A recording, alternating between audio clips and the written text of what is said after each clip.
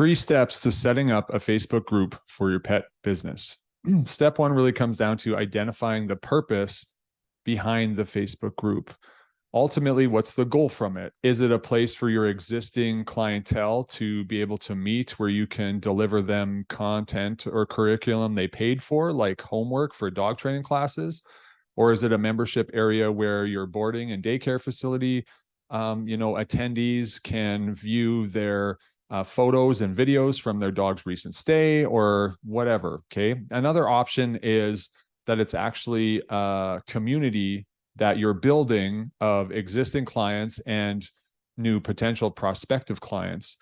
And with that side of it, you're essentially creating the group as a place for everyone to congregate, but also so you can share updates, you can share free trainings, you can tell people about classes you have coming up or special offers or availability for grooming, daycare, boarding, etc. So those are pretty much the 2 most common themes of why people set up these Facebook groups. So I'll show you, I have each of them. And I'm going to share my screen and show you, how it kind of looks and what the setup entails. So this first one is a Facebook group of ours that is really designed for past clients, maybe existing clients and future clients. With this, we actually set up a bunch of free lessons in the guides tab to reinforce that know, like, trust factor, but also to help people so that they get a little bit of progress right away. And we keep top of mind of the people that might be able to help them when they need a bit more assistance. So I've got a whole pile of trainings in here, okay? There's also discussion and whatnot. And in here, I'll tell them, hey, check out the guides tab for interesting content about XYZ. And we also can use it to let people know when we have new classes coming up. So it's a great resource. And we have over, I think, 2,500 people in it, all local to our area. So it's been an incredibly valuable resource to stay in touch with our clients that are past, existing, and potential clients, because they learn lots about it. Another option is using it kind of like a free membership site. So I'll show you another example. So here's our No Dog Left Behinds from Chaos to Harmony program. And this is set up similarly as far as I have trainings in the guide, but only people get access to here, like 233 members of people who are actually worked with us. So they get this as a complement to their behavioral program for the big 3, dog-to-dog issues in the home, dog-to-dog issues out of the home, and, stranger danger, distrust of people. So in the guides tab, I have all these trainings in here lined up to help them with leadership, understanding how to safely introduce their dog to people, leash reactivity, etc. And the only people that get access to this are people who have paid. So all these people, also the benefit of it is a community where they can reach out to each other if they want some help working with each other with some of these things. So these are some options to consider. Obviously, if you don't have a dog training business, you're going to have to apply to grooming, pet sitting, etc., how it might benefit you. So step 1, identify the purpose. You can have different purposes, but just choose one to start with. The second piece is, will this group actually meet the need of your purpose? So for example, let's pretend that you're like, hey, I want a bunch more clients.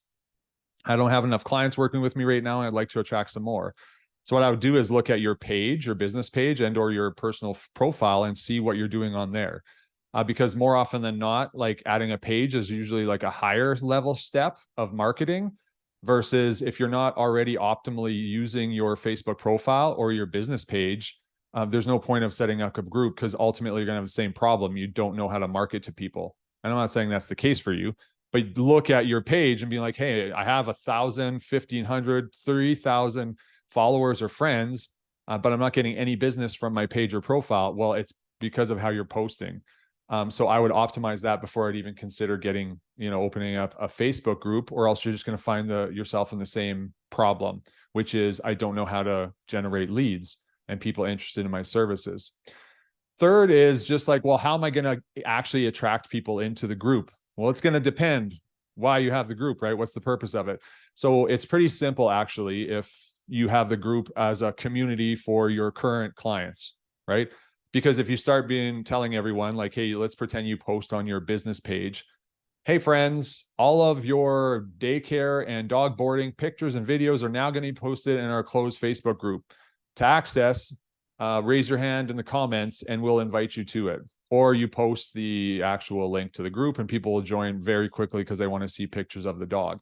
But just as a heads up, that's another really great reason to have a group, is because then it cleans up your business Facebook page where you're not only posting day after day content about pictures, because those pictures are really only interesting to the clients that are already hiring you. So you're essentially fulfilling on a service.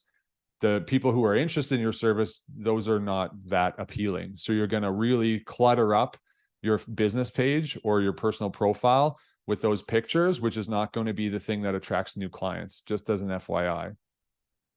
So then how do you, get people in the group? That's the easy way if it's a membership site. If someone pays for a service of mine, I'm like, hey, here's the link. I drop the link at them and they just join instantly. There's no hesitation. If you're looking to invite people to your Facebook group that is more of a community building and helping people develop know, like, trust, and, kind of position yourself as an expert in your field, it's a whole different process for that.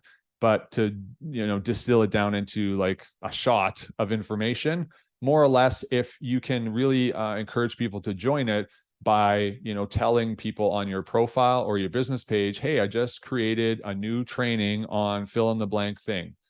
Who wants it? And they raise their hands, and then you get them into the closed group to access it.